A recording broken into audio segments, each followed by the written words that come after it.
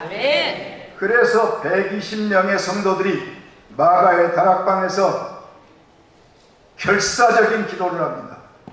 그 결과로 예루살렘의 교회가 태동합니다. 여러분, 이것은 역사적인 대전환점이에요.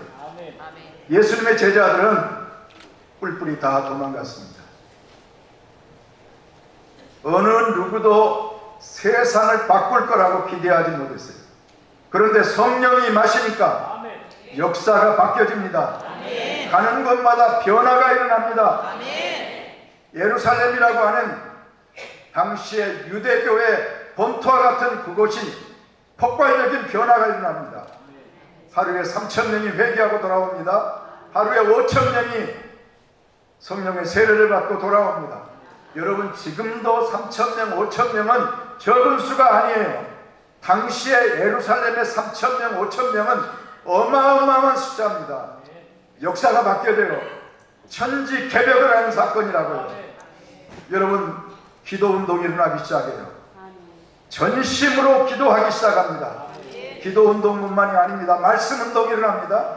사도의 가르침을 받았다 그랬어요.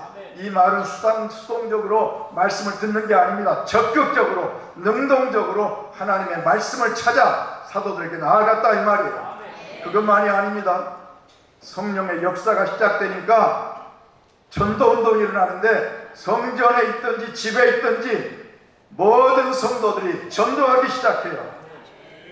여러분, 그 결과 얼마나 아름다운 이상적 공동체가 세워집니까?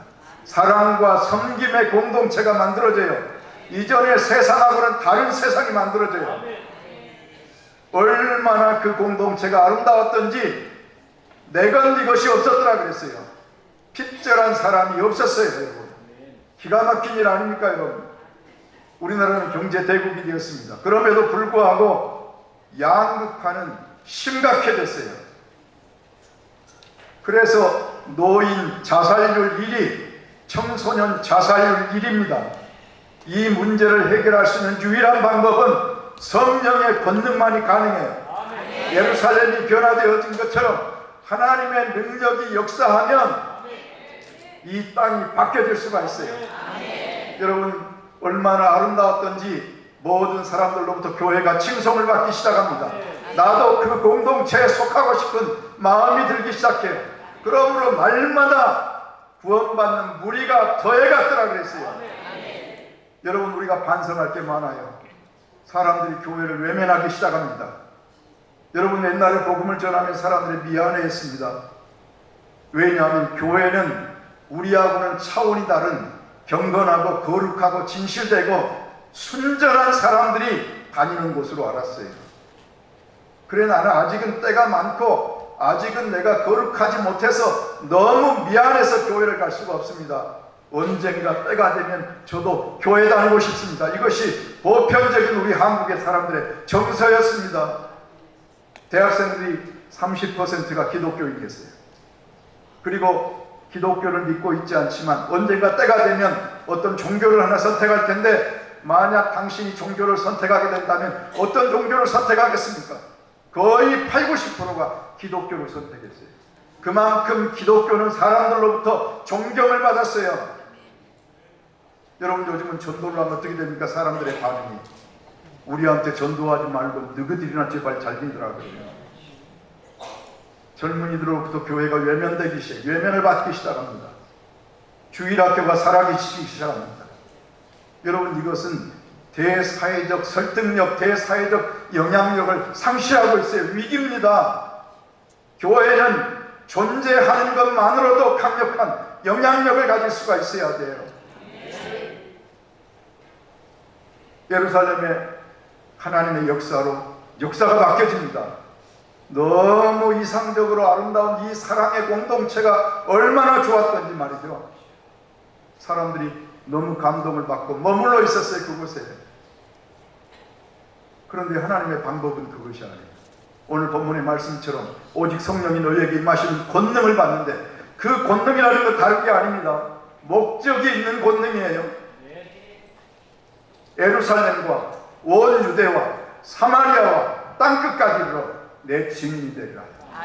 여러분, 하나님이 성령으로 우리에게 주신 권능은 언제나 온 세계를 변화시키는 월드 비전을 가져야 되는 것이에요. 유감스럽게도 많은 교회가 교회 울타리 안에 성도들을 가다놓고 있어요. 우리는 흩어져야 됩니다. 온 세계 땅끝을 향해서. 오늘 우리는 주님이 우리에게 주신 사인이 많습니다. 주님의 나라가 속히 임할 겁니다. 주님의 재림의 발자국 소리가 가까이 들려오고 있어요. 처처의 지진과 기근과 전쟁과 환경 파괴와 이 모든 것이 마치 무화과나무 잎이 연해지면 여름이 가까운 것을 알라. 주님의 재림의 소리가 가까이 다가오고 있음에도 불구하고 마치 우리 교회만이 전부인 것처럼. 여러분, 제가 몇 년 전에 우리 조금의 권사님이 부산에서 마마크로 금식 기도회를 하는데 이른 아침부터 점심을 거르고 금식하면서 오후까지 4,000명의 어머니들이 모여서 기도하는데 그 장면에 들어가는 순간부터 눈물이 쏟아지기 시작하는데요. 제가 별로 부러워하는 사람이 없습니다. 저는 우리 조금의 권사님을 너무 부러워합니다. 다른 것 부러워하는 게 아닙니다. 성령님이 조 권사님을 사로잡으셔서 죽어버린 부산을 살려놓으셨어요. 4,000명의 어머니들의 기도에 그 뜨거운 열정이 금년에 해운대 광장에서 그 뜨거운 대낮에 10만 명이 모여서 기도하는데 광주는 1760개 교회 40만 성도입니다. 부산하고 비교할 수가 없습니다. 그럼에도 불구하고 모두가 다 나 몰라라고 해요. 우리 교회만 부흥하면 돼요. 여러분, 이게 말이 됩니까? 하나님의 마음을, 하나님의 심장을 안다고 하면 그럴 수가 없는 겁니다. 저는 오늘 이곳에 계신 우리만이라도 성령의 권능으로 하나님의 마음을 시원하게 하는 그런 모든 지도자들이 다 되셨으면 좋겠습니다. 아멘. 여러분, 하나님의 전략은 첫째는 두 가지 위기에 예루살렘 교회가 당면을 하게 됐는데 교회 안에 오염이 되기 시작합니다. 아나니아와 삽비라 사건이 하나님 어떻게 처벌하셨습니까? 교회는 거룩한 공동체예요. 그럼에도 불구하고 외식했습니다. 하나님은 속여도 된다고 생각을 했어요. 그래서 하나님이 즉사하게 하지 않았습니까? 두 번째는 교회 안에 갈등이 생겼어요. 사도들은 성령이 충만했습니다. 그럼에도 불구하고 히브리파 과부들에게만 구제를 했습니다. 헬라파 과부들은 아무래도 손이 안으로 굽듯이 이 구제에서 배제가 되었어요. 이것 때문에 헬라파 사람들이 갈등을 일으킨 것입니다. 그런데 감사한 것은요, 역시나 실수는 했지만 성령의 사람들이어서 이것이 선치 않다 그랬어요. 하나님의 말씀을 전하는 것과 기도하는 일을 제껴두고 공개하는 일을 일삼는 것이 선하지 않다고 생각했고, 성령이 충만하고 지혜가 충만하고 사람들로부터 칭송받는 7 집사님을 세워가지고 그들에게 맡기고 사도들은 기도하는 일과 말씀 전하는 일에 전무했더니 날마다 구원받는 무리가 더해갔던 그 놀라운 부흥의 역사가 다시 일어나기 시작했어요. 여러분, 우리는 실수할 수 있습니다.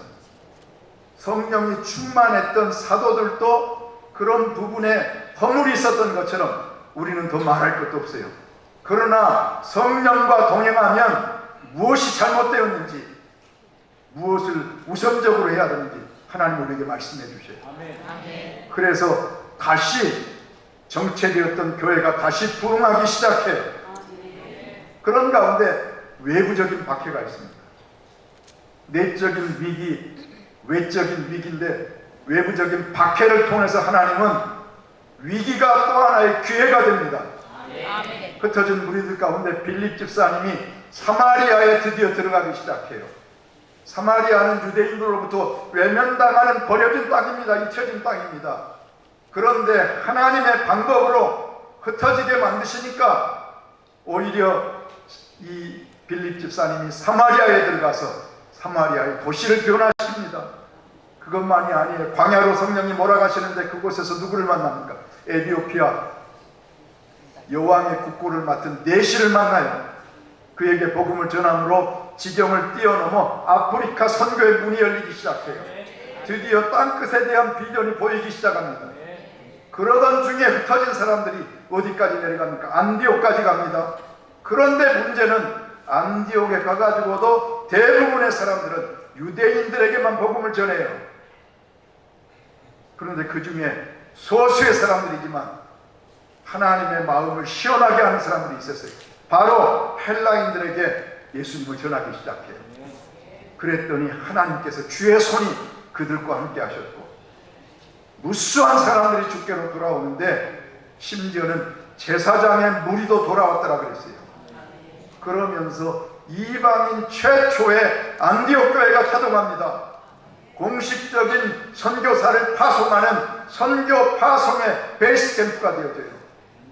여러분, 이것은 사람들이 전혀 기대하지 않았던 하나님의 역사의 특별한 역사예요. 그리고 사도 바울이 에베소를 잠깐 방문하면서 그의 최대의 관심은 아시아의 영역이었어요. 그런데 하나님의 방법은 달랐습니다. 하나님은 언제나 우리의 고정관념을 깨뜨리신 분이에요. 그래서 아무리 시도하고 문을 두드려도 열리지를 않습니다. 그러다가 드로아까지 내려갔는데 그곳에서 마게도냐 환상을 봅니다. 마게도냐 사람 하나가 건너와서 우리를 도우라고 하는 그 환상을 보았던 이 사도 바울이 성령께서 그곳으로 인도하신 것을 확신하게 되었어요. 그리고 배를 타고 마게도냐로 건너가 첫 성인 빌립보에서 루디아를 만나고, 그리고 점치는 귀신 들린 여종을 고친 사건 때문에 깊은 록에 그것도 착고의 메인바디여서, 그런데 그것도 하나님의 전략이었습니다. 간수를 변화시키는 계기가 되었대요. 한밤중에 신라와 더불어 기도하고 찬송을 하는데 옥토가 흔들리기 시작합니다. 옥문이 열립니다. 착고가 풀립니다. 그때 간수가 뭐라고 말합니까? 자결을 하러 가자니. 그리고 유명한 메시지, 주 예수를 믿으라 그리하면 너와 내 집이 구원을 받는다. 그래, 간수가 사도 바울을 자기 집으로 초대하고 간수의 집안 전체가 다 세례를 받습니다. 얼마나 놀라운 사건입니까? 이 일을 통해서 드디어 유럽의 문이 열리기 시작합니다. 빌립보 교회는 유럽 최초의 교회예요. 제2의 로마입니다.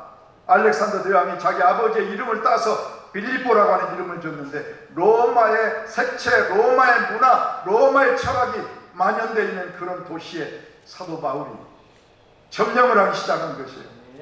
오늘날 우리는 기독교를 불화파의 종교라고 생각을 할 정도로 바울을 싣고 가는 배는 유럽을 싣고 가는 배였다라고 토인비가 말하지 않습니까? 하나님의 사람 한 사람의 순종은 인류 역사를 바꿔버리고 말아요. 여러분, 빌립보 교회에서 선교 베이스 캠프가 되므로 유럽의 교회들이 문이 열리기 시작하는데, 데살로니가에서 사도 바울이 새 안식일, 짧은 기간입니다. 한 달도 채 안 되는 그 기간 동안 얼마나 많은 박해가 심한 것입니까? 저작거리에 건달들을 총동원해가지고 바울이 견딜 수가 없어서 밤중에 형제들의 도움을 받아 베레아까지 도망을 갈 만큼 그렇게 험난한 지역이에요, 이 데살로니가라는 곳이. 나중에 베레아에서 사랑하는 성도들이 마음이 열려 있었어요. 오픈마인드되어 있었습니다. 신사적이었어요.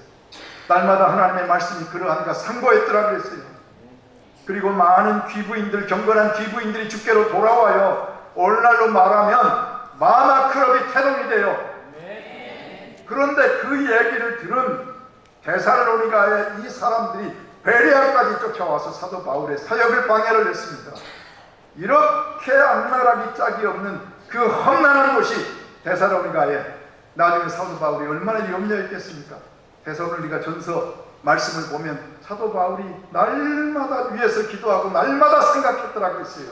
얼마나 걱정이 되었으면 그랬겠습니까? 그런데 들려온 소문이, 각처에 들려오는 소문이, 이 데살로니가의 성도들이 믿음의 역사가 있고 사랑의 수고를 아끼지 않고 소망의 인내가 넘치는 팔팔하게 살아있는 그런 신앙의 모습을 보고 사도 바울이 하나님 앞에 감사하는 내용을 쓰고 있어요. 그 편지 가운데. 여러분, 우리는 도시를 점령해야 됩니다. 거룩한 도시로 만들어야 돼요. 대한민국의 무수한 도시 가운데 이렇게 아름다운 성경적인 도시 이름을 가지고 있는 것, 유일하게 광주의 빛거울이라고요. 온 세상을 향해서 빛을 발해야 될 이 아름다운 이름을 가지고 있는 광주가 과연 빛이 되고 있느냐? 물론 민주화 운동을 하시는 분은 민주화의 성지라고 말해요. 인권, 도시, 평화라고 말을 합니다. 그러나 우리는 잘 압니다. 광주는 무질서합니다. 사람들이 분노합니다. 어지럽습니다. 어둡습니다. 5.18 하나 아직도 승화하지 못하고 있어요. 피해의식과 아픔 속에 있어요. 이것을 변화시킬 수 있는 것은 인권과 평화와 정치와 이것으로 안 되는 것입니다. 복음이 들어가면 사람들은 변화돼요. 저는 제 얘기를 해서 죄송합니다. 광주 1고를 졸업했습니다. 서울대학 들어가야 됩니다. 그런데 전남대학을 들어가서 저는 죽고 싶을 만큼 열등감에 빠져 있을 때 복음을 만나니까 열등감에서 자유하게 되었어요. 76년 가을에 김주곤 목사님이 중앙교회 목회자들 대상으로 선교 세미나를 하는데 우리 간사님께서 저에게 목사님 오시니까 같이 따라가자. 그래서 대학교 1학년인데 따라갔습니다. 목사님들 집회. 그날 목사님의 메시지는 에레미야 예가였습니다. 멸망으로 치닫고 있는 그 민족의 처절한 그 고통의 순간에 눈물로 민족을 가슴에 품고 기도하는 그 에레미야의 기도처럼 오늘 이 시대에 눈물로 기도하는 기도의 사람을 하나님이 찾고 계신다. 그런 메시지였어요. 그런데 그 메시지를 듣는 순간 성령이 저를 사로잡아 주시는데 감당할 수 없는 은혜에 빠졌어요. 그때 제가 하나님 앞에 소원을 했습니다. 하나님, 일생 동안 하나님이 부르시는 그날까지 저는 시시시 간사로 젊은 청년 대학생들에게 복음을 전하면서 살고 싶습니다. 그때로부터 반세기 50년이 됐습니다. 이제 지금도 저는 시시시 간사합니다. 외모는 시시합니다. 제가 무슨 대형교회 담임 목사도 아니고 그저 시시한 이런 청년들 키우고 삽니다. 그저. 그러나 성령께서 나와 함께 하시기 때문에 외모는 비록 시시할지 모르지만 더 이상 시시한 사람이 아니에요. 더더군다나 금년에는 제가 광주 기독교 교단협의회 대표 회장이랍니다.